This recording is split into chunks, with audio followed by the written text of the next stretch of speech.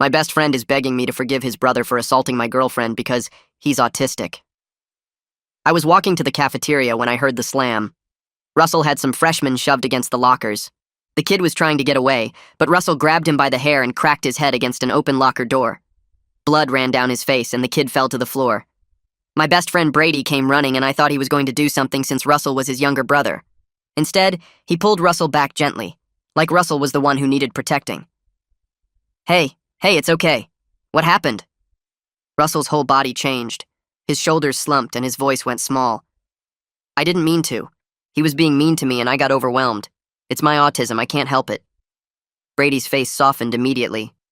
I know, buddy. I know. Then he turned on the kid bleeding on the floor. What did you say to him? The kid was too busy bleeding out to process what he said. Nothing, he mumbled weakly. Don't lie. My brother doesn't do this for no reason. Then teachers showed up. Russell gave them the same performance. They walked him to the counselor's office like he was the victim. Nobody helped the freshman. As Brady guided him down the hall, Russell looked back over his shoulder at me and smirked, like he knew exactly what he just got away with. That was 2 weeks ago.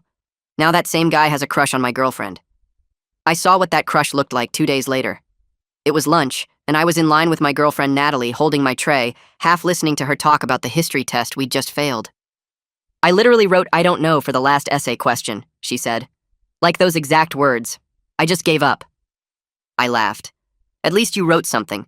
I drew a question mark and hoped for partial credit. That's not how essays work. It is if you believe in yourself. She shoved my shoulder. I loved everything about her. Natalie and I had been together for 6 months, and being with her still felt like winning the lottery every single day. She was the kind of person who made everyone around her feel seen. She remembered the little things and laughed with her whole body. She started telling me about how her mom tried to give the dog a bath with some fancy shampoo and accidentally turned him pink when she just stopped mid-sentence. I felt her go rigid next to me before I understood why. Then I turned around, and there was Russell, right behind her, his hand on her lower back like he had every right to touch her. He was leaning in, his mouth practically brushing her ear, and he whispered, "You smell really good," in this slow, savoring voice that made my skin crawl. Natalie looked like she'd seen a ghost. She knew who Russell was. Everyone at school knew what he'd done to that freshman. She'd been there when I told her about the blood and the smirk and how Brady just let it happen. And now Russell was touching her like she belonged to him. I moved without thinking, stepped around Natalie and got right in Russell's face. "Get your hands off her." And then I watched something I'll never forget. For maybe half a second, Russell's face didn't change at all. His eyes stayed flat and empty, like a shark's eyes, like there was nothing behind them. Then it was like watching someone flip a switch. His lower lip started trembling. His eyes got wet. His shoulders hunched in and his voice came out all small and hurt. "I was just being nice. Why are you yelling at me?" The transformation was insane. If I hadn't seen his eyes in that first moment, I might have actually believed he was upset. The lunch monitor, Mrs. Weaver, came over. She was this older lady who'd never liked me ever since I accidentally spilled orange juice on her shoes freshman year.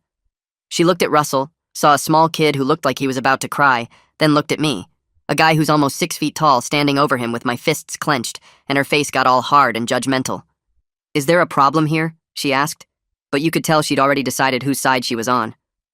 Russell pointed at me with a shaky finger. "He's being mean to me. I was just trying to talk to his girlfriend and he started yelling at me for no reason." Mrs. Weaver turned on me with her arms crossed.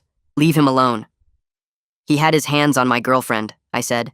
"He was touching her without—" "I don't want to hear it." She held up her hand like she was stopping traffic. "Get back in line or you're eating lunch in the principal's office. Your choice." I wanted to argue, but Natalie grabbed my arm and squeezed. I looked at Russell and he was already walking away. And right before he disappeared into the crowd, I saw it, the corner of his mouth curling up. Just for a second. This smug little smile that nobody else caught. Natalie's grip on my arm was so tight it almost hurt. "Did you see that?" she whispered. "Tell me you saw how fast he changed." I saw it. It was like he was a completely different person, like he just put on a mask. I know. Ivan, that was terrifying, the way he just switched like that. And then Mrs. Weaver acted like I was the problem, like you were the problem, like we did something wrong. "I know, Nat. I saw." She was shaking a little. I put my arm around her and she leaned into me. "I don't want him near me again," she said quietly. "I'll make sure of it." I found Brady after school. He was at his locker, shoving books into his backpack, and I walked up and just stood there until he noticed me. "Hey," he said. "What's up?" "Your brother grabbed my girlfriend today." Brady's face did this thing where it went through about 3 emotions in 2 seconds. Surprise, then something that looked almost like guilt, then this tired, defensive expression I'd seen 100 times before. He sighed. "Okay. What happened?" He came up behind her in the lunch line, put his hand on her back, leaned in and whispered something creepy in her ear. What did he say? He told her she smelled good. Brady made a face like I was overreacting. That's it? He said she smelled good? He was touching her, Brady. He had his hands on her without permission. Ivan, come on. He's never had a crush before. He doesn't understand how to act around girls. I couldn't believe what I was hearing. So that makes it okay? That's not what I'm saying. I'm saying he doesn't know any better. He doesn't understand boundaries the way other people do. He's not 5 years old. He's 17. Brady closed his locker and finally looked at me straight on. Then she should just tell him nicely that she's not interested, instead of you getting in his face and making him feel like a freak. You know how he is, Ivan. He doesn't mean anything by it. I stared at my best friend. We'd known each other since 2nd grade. We'd been through everything together. And right now, he was standing there making excuses for his brother like it was the most natural thing in the world, like he'd done it 1,000 times before, which, I realized, he probably had. This isn't okay, I said. It's not a big deal. Just let it go. It is a big deal. To Natalie. To me. You're overreacting. I turned and walked away before I said something I'd regret. Russell got worse after I confronted him. Way worse. It was like me stepping in had made Natalie more interesting to him somehow. Like she was a challenge now. 3 days later, I was sitting in English class half asleep when my phone buzzed. Text from Natalie. Gym hallway now. My heart started pounding. I raised my hand. Can I use the bathroom? I didn't wait for an answer, just grabbed the hall pass and practically ran to the gym. Natalie was waiting outside the gymnasium doors. She wasn't crying. Her eyes were dry and hard, and her hands were balled into fists at her sides. She looked furious. He tried to kiss me, she said. What? Russell. Just now. He cornered me in the hallway and tried to kiss me. Tell me exactly what happened. She took a breath. I was taking the shortcut by the gym, you know, the one I always take to get to 4th period? And he was just there, standing at the end of the hallway, blocking my path. I could picture it as she spoke. The empty hallway with the flickering fluorescent lights. Natalie walking alone. Russell appearing out of nowhere like he'd been waiting for her. I tried to go around him, she said, and he moved with me. Like it was a game. I went left, he went left. I went right, he went right. I told him to move and he just smiled at me. She shuddered. This creepy, slow smile, like he was enjoying it. Then what? Then he grabbed my face, both hands. His fingers were digging into my cheeks and he just pulled me toward him. He was trying to kiss me, Ivan. He was actually trying to force me to kiss him. My hands were shaking. What did you do? I shoved him, hard as I could. He flew back and hit the wall and then... She laughed, but there was no humor in it. Then the tears started. Instantly. Like he'd flipped a switch, he started crying and saying, "Why is everyone so mean to me? I just like you. I just wanted to show you I like you. Are you kidding me?" It gets better. This substitute teacher came around the corner right then. She saw Russell crying against the wall and me standing there, and you know what she said to me? She said I should feel flattered that he likes me. She said I shouldn't assault disabled kids. She made me apologize to him, Ivan. Right there in the hallway. While he stood there sniffling and wiping his tears and looking at me with this tiny little smile that nobody else could see. She was pacing now, back and forth, her sneakers squeaking against the floor. I want to hurt him, she said. I actually want to hurt him. Is that bad? Am I a bad person for wanting to hurt him? No. Because I really, really want to hurt him. And then I want to hurt everyone who keeps looking at me like I'm the crazy one. Like I'm making this up. Like I should just be grateful that some creep is obsessed with me. I reached for her and she stepped back. Don't. I'm not done being mad yet. So I waited. I leaned against the wall and let her pace and let her vent. She talked about how nobody ever asked for her side of the story. How the sub just saw Russell's tears and assumed Natalie was the villain. How she felt like she was losing her mind because everyone kept telling her that what she experienced wasn't really happening. What if it gets worse? She asked. What if he does something worse and nobody believes me then either? We'll figure this out. How? How are we going to figure this out when everyone thinks he's the victim? I didn't have an answer for that. Finally, she stopped pacing. Her shoulders dropped and she looked exhausted, all the anger draining out of her at once. What are we supposed to do? She asked quietly. Nobody believes us. I pulled her into a hug, and this time she let me. She pressed her face into my shoulder and I could feel her breathing, trying to calm down. I promise we'll figure this out, I said. Okay. I mean it. I know. That night my phone rang at 11:30. I was already in bed, half asleep, and I almost didn't answer. Then I saw Natalie's name on the screen and I knew something was wrong. He's outside my house, she whispered. Her voice was shaking. What? Russell. He's standing on the sidewalk, just standing there, staring at my window. I sat up so fast I almost fell out of bed. Are you sure it's him? I looked through the blinds. He's right under the streetlight. He's not even hiding. He's just staring up at my bedroom like he's watching a movie. Did you call the cops? I called them before I called you. They came, they talked to him, and then they left. What do you mean they left? They said he's not breaking any laws. He's standing on a public sidewalk. It's a free country. He told them he was going for a walk and stopped to catch his breath and didn't even know this was my house. And they believed him. Of course they believed him. I'm coming over. Ivan. I'm coming over right now. I drove to her house way too fast, ran 2 stop signs. Didn't care. When I got there, she met me at the door and she looked small in a way I'd never seen before, scared in a way that made me want to break something. She took me up to her room and sat on her bed and opened her laptop. I've been keeping track of everything, she said. What do you mean?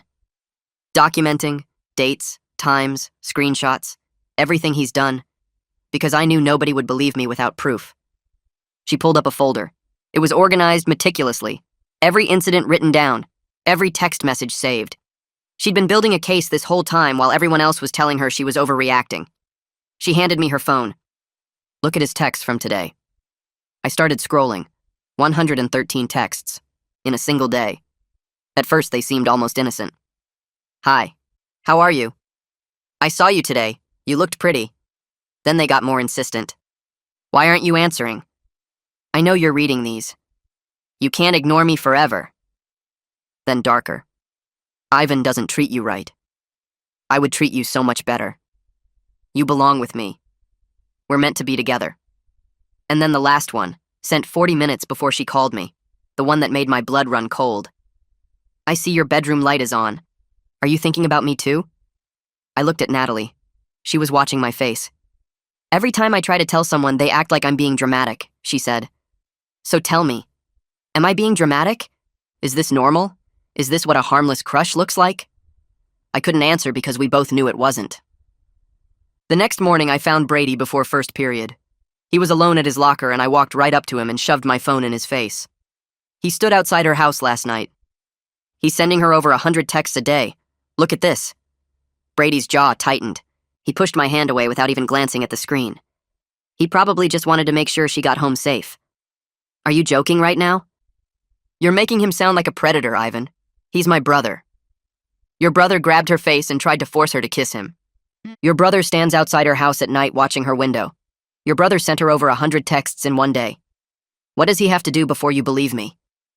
Brady stepped closer, lowering his voice. You need to drop this. I'm serious. You're going to ruin his life over a crush. I looked at him. My best friend since we were 7 years old. And I felt absolutely nothing. If something happens to her, I said slowly, it's on you. His face flinched like I'd slapped him. Neither of us moved for a long moment. 17 years of friendship just hanging there between us, cracking down the middle. I turned and walked away. Didn't look back. That night I sat in my room trying to figure out what to do. I needed proof they couldn't ignore. Real proof. Not just screenshots they could wave away. Not just Natalie's word against his. And then I remembered the freshman. The kid Russell slammed into the locker door. The kid lying on the floor with blood running down his face while Brady told him he must have done something to deserve it. Russell had been doing this his whole life, hurting people and getting away with it because everyone believed his act. Which meant there were other victims out there. Other kids he'd hurt. Other kids who'd been silenced. Kids who might finally be willing to talk if someone bothered to ask. I was going to find every single one of them. So that's where I'm at. Everyone thinks I'm the villain. Part of me keeps replaying Brady's face when I showed him the texts. For a second, I thought he'd actually hear me. But his family's been covering for Russell so long they don't know how to stop. They think lawyers and threats make problems disappear. They don't know I grew up watching Russell hurt people too. The freshman from the hallway. The kid whose face he slammed into that locker. He's still at our school. I'm gonna find him tomorrow. See what he remembers. I'll keep you posted. I found the freshman the next day. His name was Brett, and he was sitting alone in the library, hunched over a textbook like he was trying to disappear into it. The scar above his eyebrow was still pink. When I sat down across from him, he flinched so hard he knocked his books off the table.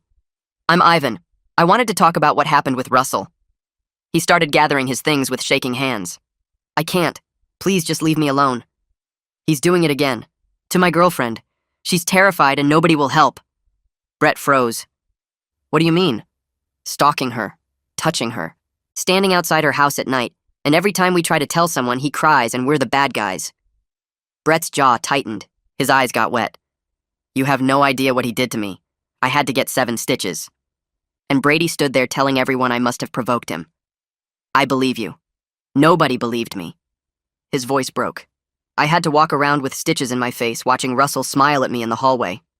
And there was nothing I could do about it. His family has lawyers. They threatened to sue my parents if we pushed it. We couldn't afford to fight them. Brett, I'm so sorry. Don't be sorry. Be different. He looked at me with something fierce underneath the fear. I'm not the only one. There's others. Lots of others. Russell's been doing this for years. Talk to Jared. He's a junior. Walks with a limp. He'll tell you more. That night I told Natalie what Brett had said. We were in her room going through her folder of documentation, adding notes, building our case together. There's more victims, I said. Maybe a lot more. Then we find them, she said. All of them. I'm not just going to sit here being the victim while you do all the work. We do this together. The next day, Natalie spotted Jared first. There, she whispered. By the science wing stairs. See how he's holding the railing? Jared was a junior with shaggy hair and a noticeable limp. He was walking carefully, favoring his left leg, gripping the railing like he expected to fall at any moment. We caught up to him in an empty hallway. Hey, I said. Can we talk to you for a second? He looked at us warily. About what? About Russell. The color drained from his face. Who told you? Brett. He said you might be willing to share what happened. Jared glanced around, checking for witnesses. Then he pulled us into an empty classroom and shut the door. It was last year, he said, not wasting any time. I was walking down the stairs by the science wing. Russell was coming up. We made eye contact for half a second. That's it. That's all I did. Next thing I know, I'm waking up at the bottom of the stairs in an ambulance. He pulled up his sleeve and showed us his arm. A long scar ran from his elbow to his wrist. Broke my arm in 2 places. Compound fracture. The bone was sticking through my skin. Natalie made a small gasping sound and looked away. My mom tried to press charges, Jared continued. She went to the police, the school. She was ready to fight. Then Brady's parents showed up with lawyers. They said Russell claimed I tripped. Said if we pursued this, they'd bury us in legal fees. My mom's a single mom. She works 2 jobs. His voice got quiet. She couldn't afford it, so we dropped it. I had to walk around school for 2 months with a cast watching Russell smirk at me every day. He pulled out his phone and showed us photos. X-rays of a fractured radius and ulna, his arm in a cast, the bone poking through skin. Take whatever you need, he said.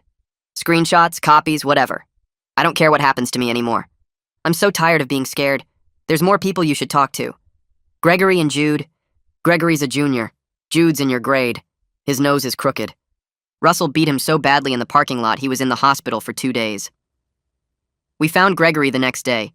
He didn't want to talk at first, kept saying he'd moved on, that it didn't matter anymore. But when Natalie showed him Russell's texts, something shifted in his face. He told us Russell did something to him after Gregory beat him at a video game tournament. He wouldn't say what exactly. But a week after it happened, Russell passed him in the hallway and whispered, "How's your dog?" with a smile. Gregory's hands were shaking when he finished. He said he'd give us a statement, whatever we needed. Jude was harder to find. He wasn't in any of my classes, and when Natalie asked around, people got quiet. He doesn't really talk to anyone anymore, one girl told her. Not since what happened to him. We finally tracked him down after school, sitting alone on the bleachers by the empty football field. When we approached, he didn't flinch or look scared. He just looked tired, exhausted, like he'd been carrying something heavy for years and had given up trying to set it down. "I know why you're here," he said before we could speak. "Brett told Jared. Jared told someone. Word gets around. The answer is no." "You haven't even heard what we're asking." "I don't need to hear it." He stood up and I saw it clearly now. His nose bent slightly to the left. Healed wrong. "Russell beat me so badly in the parking lot that I was in the hospital for 2 days. My nose never healed right. I still get headaches. My little sister had nightmares for weeks because of how I looked when they brought me home." His voice was steady, but dead. "And nothing happened to him. Nothing ever happens to him. I'm not dredging all that up again just to watch him walk away clean." "Jude, please." "We have 3 other people willing to talk. Medical records, photos, x-rays. This time could be different." "That's what my parents said. Then the lawyers came." He started walking away. "I'm sorry about your girlfriend. I really am, but I can't help you." Natalie caught up to him. "Can I show you something?" She pulled out her phone and scrolled to Russell's texts. 113 in a single day. She stopped at the last one. "I see your bedroom light is on. Are you thinking about me too?" Jude read it. His jaw tightened. "He stands outside my house at night," Natalie said quietly, "watching my window. He grabbed my face and tried to force me to kiss him, and everyone keeps telling me I should feel flattered, that he can't help it, that I should just be nicer to him." Jude was quiet for a long time. Wind blew across the empty field. Finally, he pulled out his own phone and scrolled to a photo. I looked. Then I had to look away. It was his face right after the beating, swollen beyond recognition. Both eyes nearly shut. Blood everywhere. His nose flattened sideways. He looked like he'd been hit by a car. "I'll record a statement," he said finally. "But when this blows up in your face, don't say I didn't warn you." That night, we spread everything across my bedroom floor. 4 victims, witness statements, medical records, photos, x-rays, years of damage, all pointing to the same person. "They can't ignore this," Natalie said, staring at Jude's photo. Her eyes were wet. "This is real proof. They have to do something." We were organizing everything into a folder when the doorbell rang. Brady was standing in my living room, pale, shaking. He looked like he hadn't slept in days. "You need to stop. You're digging up things that don't matter anymore." "Don't matter?" Brett still has a scar on his face. Jared still limps. Jude's nose is permanently crooked. None of that is over. "They're exaggerating. I have photos, Brady." His jaw tightened. "Where did you get those?" "From the victims, who were happy to share because someone finally asked." "Show him," Natalie said from the stairs. "Show him everything." I got the folder, handed it to Brady, watched his face as he flipped through the pages, the statements, the photos, the x-rays. When he got to Jude's face, his hands started trembling so badly the papers rattled. "He really did all this." His voice cracked. He stopped, swallowed. For one moment, my best friend was back. I could see it in his eyes. The horror, the realization. I watched him add it up. Every time he'd said, he didn't mean it. Every victim he'd helped silence. Every mess he'd cleaned up. If Russell was guilty of all this, then Brady was guilty too. He'd spent his whole life enabling a monster. Then his expression hardened. The moment was gone. "You're destroying my family over lies." He grabbed for the folder. I pulled it back. Natalie stepped forward. "You saw the proof." "How can you still defend him?" Brady whirled on her with venom in his eyes. "You're the reason this is happening. If you'd just been nicer to him. You've got Ivan so twisted around you he can't think straight anymore." "Get out," I said. "Ivan, get out of my house. Now." He stared at me, then at the folder, then back at me. "You're going to regret this." He slammed the door behind him. Natalie was shaking. I pulled her close and we stood in the silence of my living room, surrounded by evidence that apparently didn't matter. The next morning, barely 7 a.m., the doorbell rang again. Brady's parents on my porch, his dad in a suit, his mom clutching her purse with white knuckles, and behind them, a man with an expensive briefcase, the lawyer. "Your son has been harassing our family," Brady's dad said coldly, "encouraging people to make false statements, collecting defamatory evidence against a disabled minor." My mom appeared behind me in her robe, coffee in hand. "I've seen the evidence. It's not false." The lawyer stepped forward. "Mrs. Forbes, if your son continues this harassment, we will pursue legal action, defamation, intentional infliction of emotional distress. We'll also be contacting every family whose child participated in this witch hunt." My mom took a sip of her coffee. Then she stepped forward. "I've seen the photos, the medical records. I've seen the texts Russell sends. Over 100 in a single day. I've heard about him watching her window at night. She stepped closer. Brady's mom actually retreated a step. You can threaten us all you want, but I'd rather get sued than let another girl get hurt. Now get off my property. She closed the door in their faces. That afternoon, my phone buzzed. Jared. Lawyer called my mom at work. She came home crying. I can't do this to her. I'm sorry. Brett. My parents got a letter. They're terrified. I wanted to be heard, but I can't destroy my family. I'm sorry, Ivan. Gregory. They threatened to sue. My mom said we have to stop. I'm so sorry. But Jude didn't text.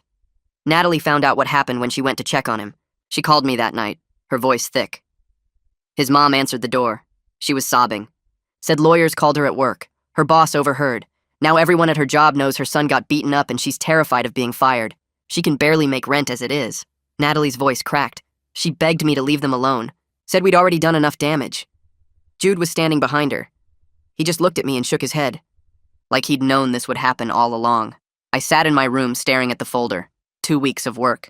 4 victims who finally felt brave enough to speak. All that proof. All that pain. Useless.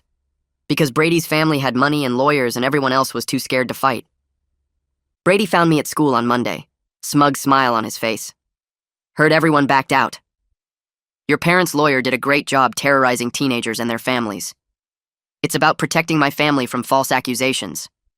You saw the photos. You saw what he did to Jude's face. Old pictures that don't prove anything. I slammed my locker shut so hard the sound echoed down the hallway. People turned to look. It's over when Natalie is safe. And Brady? I stepped close enough to see the fear flicker in his eyes. If your brother touches her again, I don't care what your lawyers do. I will put him in the hospital. Brady's face went white. Ivan, we're done here. I walked away. He didn't follow, so the evidence didn't matter. 4 victims, medical records, x-rays, photos of Jude's face beaten beyond recognition. None of it was enough. I thought about what comes next. More of the same? Watching Russell circle Natalie while everyone looks the other way? I can't live like that. She can't live like that. Russell's been quiet since the lawyer visit. His parents probably told him to lay low while they handled things. He thinks he won. Brady thinks it's over. Maybe it really is over. Maybe the lawyers scared him straight. Guess we'll find out. I'll let you know. Something changed after the lawyer visit. Russell stopped showing up everywhere. No text to Natalie, no hallway run-ins, no standing outside her house at night. 1 day passed, then 2, then 3, then 4. Natalie started sleeping through the night again. She stopped checking her windows before bed. She stopped flinching every time someone walked up behind her. Maybe his parents told him to knock it off, she said when I picked her up for school on Thursday. Maybe they finally realized he was going too far and actually did something about it. Maybe. I wanted to believe her. I really did. We passed Russell in the hallway that morning between 2nd and 3rd period. I tensed up, ready for anything, my hands curling into fists at my sides. But he just looked at the ground and kept walking. Didn't even glance in our direction. Didn't slow down. Just walked right past us like we didn't exist. Natalie squeezed my hand. See? It's over. Whatever they said to him, it worked. I nodded, but something in my gut didn't feel right. It was too easy, too clean. Russell had been obsessed with her for weeks, and now he was just done. People like him don't give up that easily. They don't just stop. But I didn't say anything because Natalie looked happy for the first time in forever, and I didn't want to take that away from her. By Friday, she was practically glowing. We ate lunch together on the quad, sitting in the grass with the sun on our faces, and she was laughing at something stupid I said about my chemistry teacher. Actually laughing. Not the forced kind she'd been doing for weeks. Real laughter that made her whole face light up. There's a party tonight, she said, scrolling through her phone. Jordan's throwing it. His parents are out of town for the weekend. Everyone's going. I hesitated. I don't know, Nat. Ivan, please. She set her phone down and looked at me with those eyes that always got me. I just want one normal night. One night where we're not thinking about Russell or lawyers or evidence folders or any of this. I want to dance with my boyfriend and laugh with my friends and drink cheap beer and feel like a regular teenager. Is that so much to ask? It wasn't. She'd been through hell. We both had. And she deserved one night off. One night where she could just be 17 and carefree and not looking over her shoulder every 5 seconds. Okay, I said.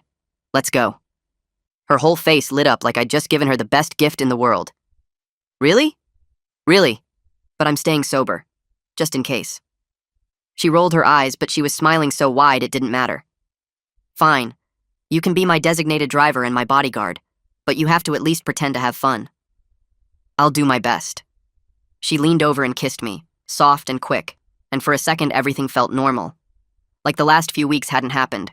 Like we were just two kids in love with nothing to worry about except homework and curfews. I love you, she said. I love you too. We spent the rest of the day being normal. After school, we went to get ice cream at this place downtown that Natalie loved. She got strawberry with sprinkles like she always did, and I got chocolate, and we sat on the bench outside and talked about nothing important. Movies we wanted to see, songs we liked, where we might want to go to college next year. She had ice cream on her nose, and I wiped it off, and she laughed and tried to put some on my nose, and we must have looked like idiots, but I didn't care. This was what I'd been fighting for. This right here. Her smile, her laugh, the way she looked at me like I was the only person in the world who mattered. I dropped her off at home so she could get ready and told her I'd pick her up at 9. She texted me a picture of herself in a blue dress, asking if it looked okay. She looked beautiful. I told her so. She sent back a bunch of heart emojis, and I sat there staring at my phone like an idiot with a big dumb grin on my face. The party was packed when we got there. Music thumping so loud I could feel it in my chest. Cars lined up down the whole block. People everywhere, spilling out onto the lawn, crowding the porch, dancing in the living room with red cups in their hands. Natalie grabbed my hand and pulled me inside, and I watched her transform. The tension she'd been carrying for weeks just melted away. All the fear and stress and exhaustion just fell off her shoulders like she was shedding a skin. She grabbed a drink from the kitchen and then another, and she started dancing with her friends, moving to the music, laughing at something one of them said. She looked free. She looked happy. She looked like the girl I'd fallen in love with before any of this started. I leaned against the wall and watched her. I couldn't stop smiling. My friend Miles found me and handed me a soda. Not drinking tonight?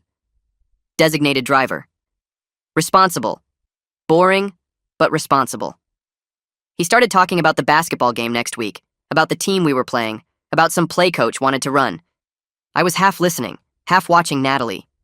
She caught my eye across the room and did this goofy little wave, wiggling her fingers at me like a dork. I waved back. She blew me a kiss, almost falling over in the process, and her friends caught her and they all started laughing. She was a little drunk, happy drunk, the best kind. She mouthed something at me, but I couldn't hear over the music. She pointed at herself, then made a walking motion with her fingers, then pointed toward the hallway. Bathroom. I nodded and gave her a thumbs up. She rolled her eyes at how dorky I was and disappeared into the crowd toward the back of the house. I turned back to Miles. He was deep into some analysis about zone defense versus man-to-man and whether our point guard could handle the pressure. I tried to pay attention, but my eyes kept drifting to the hallway, waiting for Natalie to come back. She always took forever in the bathroom, always checking her makeup, fixing her hair, whatever girls do in there. 5 minutes was nothing. Miles was still talking. Something about free throw percentages. I nodded along, but I wasn't really listening. I checked my phone. No texts from her. Probably just a line. Parties always had lines for the bathroom. 10 minutes. Still no Natalie. Hey, I said, cutting Miles off mid-sentence. Hold that thought. I'm gonna go find Nat. I pushed through the crowd toward the hallway. The bathroom door was open. Light off. Empty. I checked the other rooms on the first floor. Kitchen where people were doing shots. Living room where people were dancing. Dining room where a beer pong tournament was happening. Backyard where a group was smoking by the pool. Nothing. No Natalie anywhere. I started asking people. Have you seen my girlfriend? Brown hair, blue dress, about this tall? Shrugs, shaking heads. Sorry, man. Haven't seen her. Who? Nobody had seen her. The panic started building in my chest. I tried to stay calm. She probably just ran into someone she knew. Probably talking somewhere. Probably fine. I checked the front yard, the porch, the driveway. Nothing. Back inside. My heart was beating faster now. I grabbed a girl by the arm who was coming out of the kitchen. Have you seen Natalie? Brown hair, blue dress. Oh yeah, I saw her like 10 minutes ago. She was heading upstairs. There was a huge line for the bathroom down here, so I think she went to find another one. Thanks. I was already moving toward the stairs. Something felt wrong. Really wrong. I took the stairs 3 at a time, shoving past people, not caring who I knocked into. Some guy yelled, "Hey, watch it!" But I was already gone. The upstairs hallway stretched out in front of me. 4 doors, Music thumping from below, my heart pounding so hard I could hear it in my ears. First door. I pushed it open. Empty bedroom. Coats piled on the bed. Second door. Bathroom. Some guy throwing up in the toilet, his friend holding his hair back. Did a girl come in here? Brown hair, blue dress? They shook their heads. Third door. Locked. I pressed my ear against it. For a second I heard nothing but the muffled bass from downstairs. Then I heard her scream. Everything after that happened in fragments. I slammed my shoulder into the door. It didn't budge. I backed up and kicked it as hard as I could. The frame splintered. One more kick.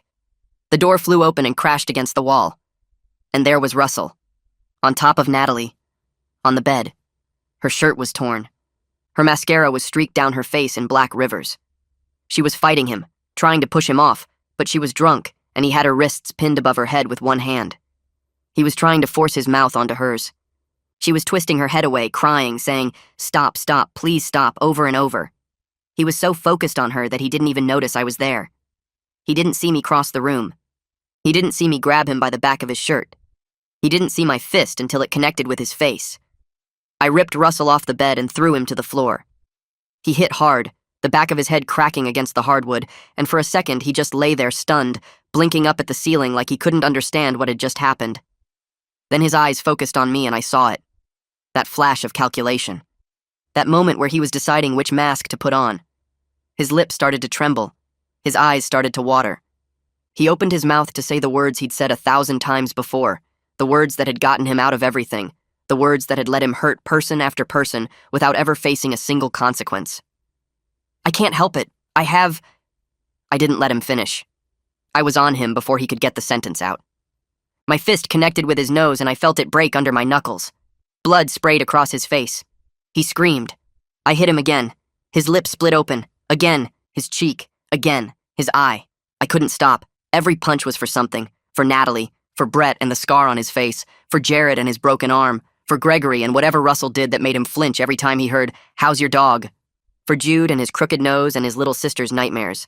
For every single person Russell had ever hurt while everyone looked the other way. For every tear he'd faked. For every lie he'd told. For every smug smile when he thought nobody was watching. My fists kept swinging. I could hear myself making sounds, grunts, and snarls that didn't sound human. Russell's face was turning into something unrecognizable, a mask of blood and swelling flesh, and I didn't care. I wanted to destroy him. I wanted to hurt him the way he'd hurt everyone else. I wanted to make sure he never touched another person again. Someone screamed from the doorway. I didn't stop. More voices now. Shouting. People crowding into the room. I felt hands grabbing at my shoulders, my arms, trying to pull me off. I shrugged them away and kept hitting. It took 3 people to finally drag me back. 3 guys hooking their arms under mine and physically lifting me off Russell's body while I thrashed and fought to get back to him. "Let me go!" I was screaming. "Let me go! Ivan, stop! Stop! It's over!" I didn't want it to be over. I wanted to keep going until there was nothing left of him. But they held me down, pinned me against the wall, and all I could do was watch Russell lying on the floor in a pool of his own blood, barely conscious, his face so swollen and ruined that his own mother wouldn't recognize him. The room had filled with people, everyone staring. Some had their phones out, recording. The music downstairs had stopped. The whole party had gone silent. Russell stirred on the floor. He tried to push himself up, but his arms wouldn't hold him. He collapsed back down, coughing, blood bubbling from his lips. And then he spoke. She wanted it. His voice was thick and slurred through the blood and broken teeth, but everyone heard him. The room went dead silent. "She wanted it," he said again. "She was begging me. She's been flirting with me for weeks. She led me on. She wanted..."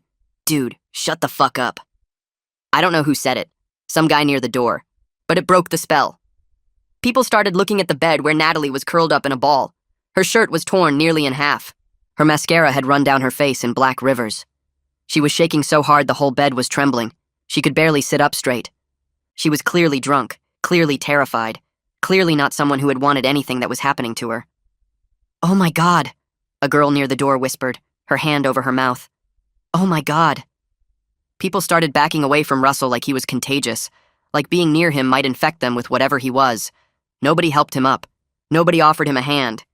He just lay there in his own blood while everyone stared at him with disgust. I found Brady in the crowd. He was standing near the doorway, frozen, his face pale as a ghost. He was staring at his brother, at the blood, at Natalie on the bed, at the scene in front of him that he couldn't explain away. He couldn't say Russell didn't understand. He couldn't say Russell didn't mean it. He couldn't say any of the things he'd been saying his whole life because it was all right there in front of him. His brother had followed a girl to an empty room. His brother had pushed her inside and locked the door. His brother had pinned her down and tried to force himself on her. And when he got caught, his brother didn't cry. Didn't play the victim. He said she wanted it. He said she was begging for it. That's not someone who doesn't understand. That's someone who knew exactly what he was doing and thought he could talk his way out of it like he always did. I watched Brady's face crumble. I watched 17 years of denial collapse in on itself. I watched him realize what he'd been protecting, what he'd been enabling, what he'd helped create. Every excuse, every cover-up, every time he'd said he can't help it or he didn't mean it or you must have provoked him. It was all right there on his face. The horror, the guilt, the understanding that he was part of this, that Russell's victims were his victims too. Someone had called 911. I could hear sirens in the distance, getting closer. People started clearing out, not wanting to be around when the cops showed up. But enough stayed, enough witnesses, enough people who had seen what Russell was doing when I broke down that door. The paramedics arrived first. 2 of them rushed upstairs with a stretcher and medical bags. They took one look at Russell and started working on him immediately, checking his vitals, stabilizing his neck, shining lights in his eyes. One of them looked at me with something that might have been judgment, or might have been understanding. I couldn't tell, and I didn't care. They loaded Russell onto the stretcher. His face was swollen beyond recognition. One eye completely shut, the other barely open, just a slit of white visible through the purple flesh. Blood was still pouring from his nose and mouth, soaking through the gauze they pressed against his face. He was mumbling something as they carried him out. Still talking. Still trying to explain. She wanted it. She was flirting with me. I didn't do anything wrong. She wanted... One of the paramedics told him to stop talking. He didn't listen. He kept mumbling all the way down the stairs, his words getting more slurred as the shock set in. The cops came next. 2 of them. They took one look at the room, at Natalie on the bed, at the broken door, at the blood on the floor, and started separating people. Witnesses over here, everyone else downstairs. They found a blanket somewhere and wrapped it around Natalie's shoulders. She was still shaking, still crying. But when they asked her what happened, her voice was steady. He followed me upstairs, she said. I was looking for the bathroom. He pushed me into this room. He locked the door. He pushed me onto the bed. Her voice broke. She took a breath. He tried to wrap me. My boyfriend broke down the door and stopped him. The cop wrote everything down. Didn't interrupt. Didn't ask leading questions. Just let her talk. When she was done, he turned to me. What happened? I heard her scream. The door was locked. I kicked it down. He was on top of her. I pulled him off. I hit him. How many times? I don't know. A lot. The cop looked at the blood on my knuckles, at the blood on the floor, at the dent in the wall where Russell's head had hit when I threw him down. He going to live? I hadn't thought about that. I looked at my hands like they belonged to someone else. I don't know. The cop nodded slowly. He wrote something in his notebook. I waited for him to put me in handcuffs, to tell me I was under arrest for assault, for attempted murder, for whatever they charge you with when you beat someone half to death with your bare hands. Instead, he just said, "We'll need you to come to the station. Give a full statement, but you're not under arrest, not right now. What I saw when I walked in, what the witnesses are telling me." He shook his head. "You might be okay." Natalie found me after she finished giving her statement. She was still wrapped in the blanket, still shaking, but she walked straight to me and buried her face in my chest. I wrapped my arms around her and held on tight. We stood there in the front yard of the party house while red and blue lights flashed around us. She didn't say thank you. She didn't have to. She just held on like I was the only thing keeping her from falling apart. "I'm sorry," I said into her hair. "I'm sorry I let him get close to you. I should have been watching. I should have..." "Don't." Her voice was muffled against my chest. "Don't apologize. You saved me. You're the only one who ever protected me." We stayed like that for a long time. I don't know how long. People moved around us. Cops asking questions. Witnesses giving statements. Paramedics loading equipment back into the ambulance. None of it mattered. The only thing that mattered was that she was safe. She was alive. She was in my arms. A commotion near the ambulance made me look up. A car had screeched to a stop at the curb and Brady's parents were jumping out. His mom was running toward the ambulance, heels clicking on the pavement, screaming Russell's name. His dad was right behind her, face red with fury, already yelling at anyone who would listen. "What the hell happened? Who did this to my son? I want someone arrested, I want—" One of the cops stepped in front of him, blocking his path to the ambulance. "Sir, I need you to calm down." "Don't tell me to calm down. Someone assaulted my son. I want them arrested right now." "Sir, your son is being taken to the hospital. He's stable, but I need to inform you that he's being charged." Brady's dad stopped. "What?" "Your son is being charged with attempted sexual assault. We have multiple witnesses who saw him pinning down a young woman and attempting to force himself on her. The victim has given a statement. We have physical evidence. Your son will be formally charged once he's medically cleared." For a second, Brady's dad just stood there. His mouth opened and closed, but no sound came out. His wife was still by the ambulance trying to get to Russell, being held back by paramedics. And for the first time since I'd known them, the people who had threatened and intimidated and bullied everyone into silence had nothing to say. No threats, no lawyers, no accusations, just silence. Brady approached me while his parents were distracted. I felt Natalie tense in my arms. I turned to face him, keeping her behind me. He looked like hell, pale and drawn, like he'd aged 10 years in the last hour. His eyes were red. His hands were shaking. "Ivan," he said. His voice cracked. "I'm sorry. I didn't know he was... I never thought he would..." "You knew." The words came out cold and flat. "You always knew. You saw those photos.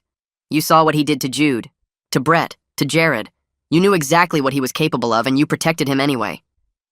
I didn't think... You didn't want to think. There's a difference." Brady opened his mouth, closed it, opened it again. Nothing came out. What could he say? What excuse could possibly cover this?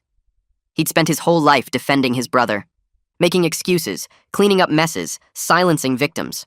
And now his brother was in an ambulance with a face that looked like raw meat, being charged with attempted rape, and there was nothing Brady could say or do to fix it. "We're done," I said. "Don't talk to me. Don't talk to Natalie. Don't come near us. We're done." I turned and walked away with Natalie still pressed against my side. Brady didn't follow. They questioned me about the beating. I told them everything. The months of harassment, the stalking, the folder full of victims, the lawyer threats that silenced everyone. Natalie backed me up. So did every witness who saw what Russell was doing when I broke down that door. They let me go. Russell was charged with attempted sexual assault. The evidence was overwhelming. Witnesses, Natalie's statement, his own words recorded on half a dozen cell phones. She wanted it. She was begging for it. No lawyer wanted to touch it. The first one his parents called took one look at the evidence and declined. The second one did the same. Without Russell's usual protection, the other victims started talking again. Brett reached out first, then Jared, then Gregory, then Jude. One by one, they came forward, gave statements, shared their stories with the police. Everything Russell had done over the years, all the violence and manipulation that had been buried under lawyers and threats and money, it all came pouring out. 2 weeks later, I was in my room when I heard the truck. I looked out my window. A moving truck was parked in front of Brady's house. His parents were loading boxes. His mom was wearing sunglasses even though it was cloudy, probably hiding the fact that she'd been crying. His dad moved with his shoulders hunched and his head down, a man trying to disappear. Neighbors were watching from their porches. Nobody offered to help. Brady came out carrying a box. He put it in the truck, then stopped to look up at my window. We stared at each other for a long moment. I waited to feel something. Anger, sadness, loss, anything, but there was nothing. So I closed the blinds.